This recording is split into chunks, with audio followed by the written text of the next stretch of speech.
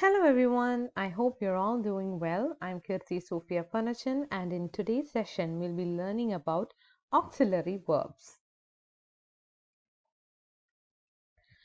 Let's understand what auxiliary verbs are. They are also known as helping verbs. Auxiliary verbs are used together with a main verb to show the verb's tense or to form a negative or even a question. The most commonly used auxiliary verbs are have, be, and do. Let's look at the examples.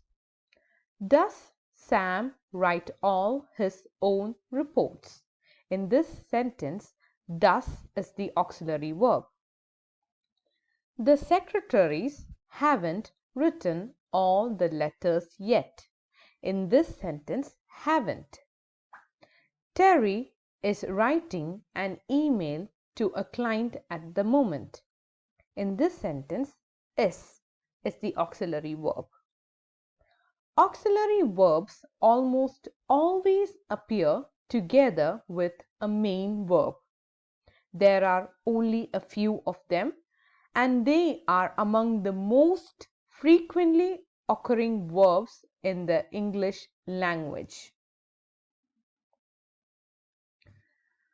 Auxiliary verbs, also known as helping verbs that I've already mentioned, add functional or grammatical meaning to the clauses in which they appear. They perform their functions in several different ways. They are by expressing tense, that is providing a time reference like past, present or future. The second one is grammatical aspect, expresses how verb relates to the flow of time. The third one is modality, that is quantifies the verbs. Fourth one is voice.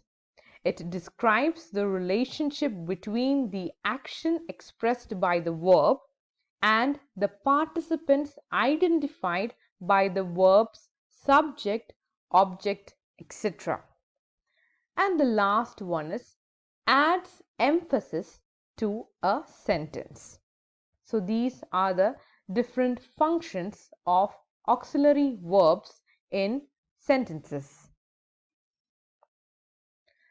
Now, as I've already told, there are three common auxiliary verbs and they are have, do, and be. Let's learn about have.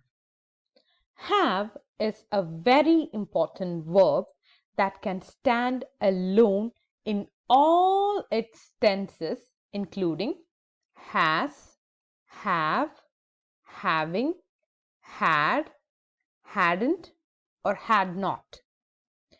It is usually used to denote ownership and it can also be used to discuss ability or even to describe appearance.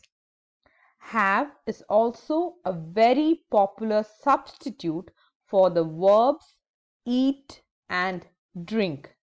For example, let's have dinner.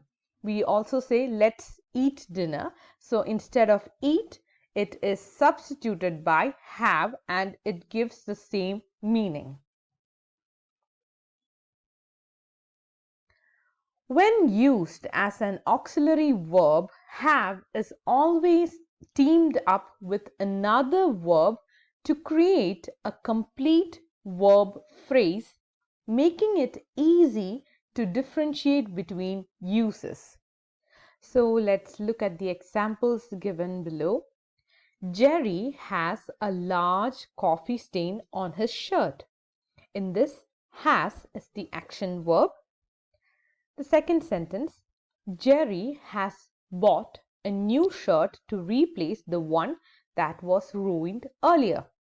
In this sentence, has is an auxiliary verb and bought is a past participle form of verb that completes the verb phrase. The next one is Jerry should have been more careful. In this, have is an auxiliary verb and the phrase should have been expresses time and it evaluates Jerry's actions. The next auxiliary verb is do. Do can be used as an action verb that stands alone in all its tenses.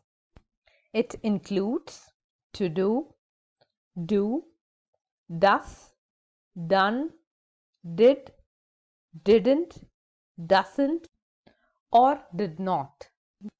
When used as an auxiliary verb, do is always paired up with another verb to create a complete verb phrase. In some cases, it is used to add emphasis. Look at the example. I did put the garbage out. So in this sentence, did is actually giving more emphasis to the process that has been done in that sentence. The second one is do is often used to form questions and negated clauses. Let's look at the example. Do you like it?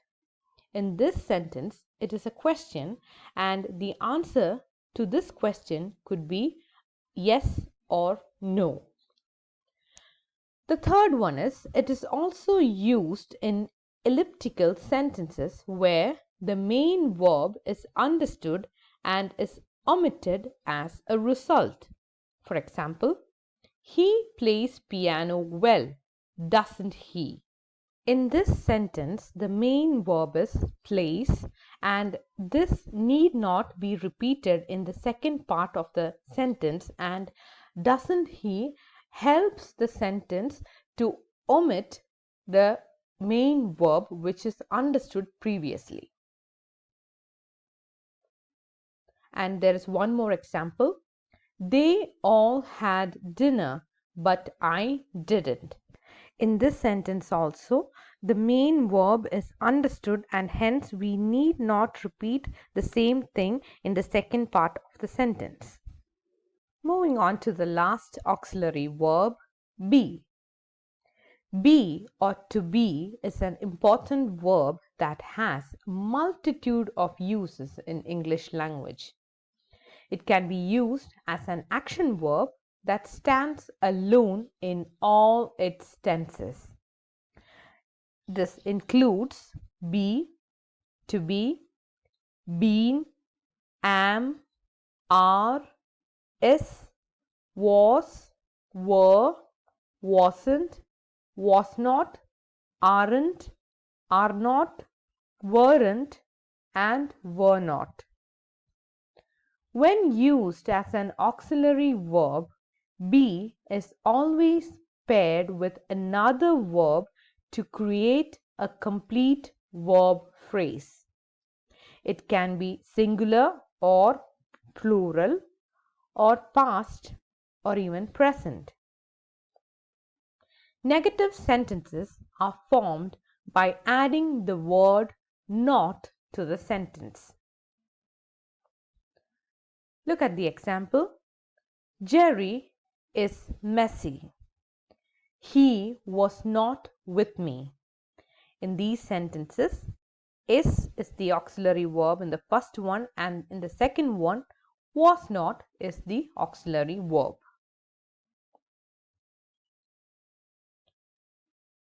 Moving on to modal auxiliary verbs.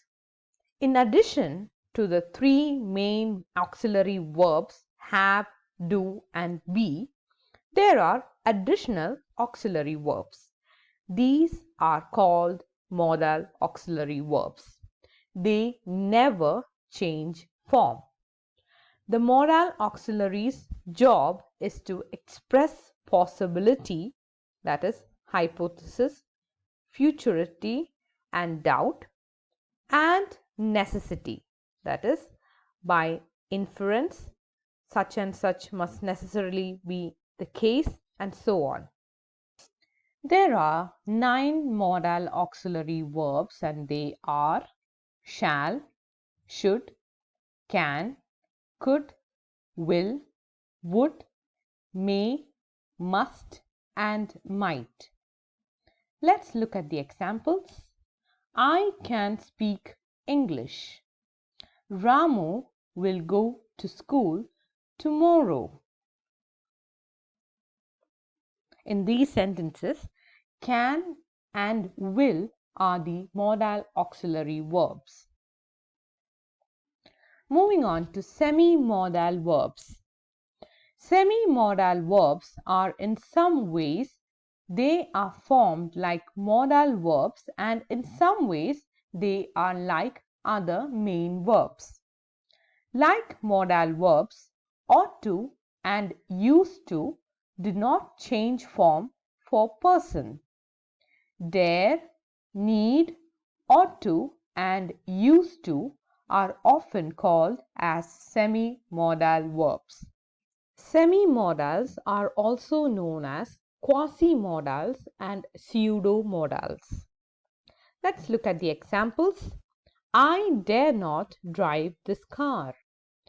You need not inquire about this. I used to get up early when I was a student. As citizens, we ought to love our country. So, you guys just find out which all are the semi-modals in these sentences. So that's all for today. I hope today's session was fruitful for you all. If you like this video, do give it a big thumbs up and don't forget to subscribe to my channel and do share this with your friends who love to learn. Once again, thank you so much. See you again in the next session. Bye-bye.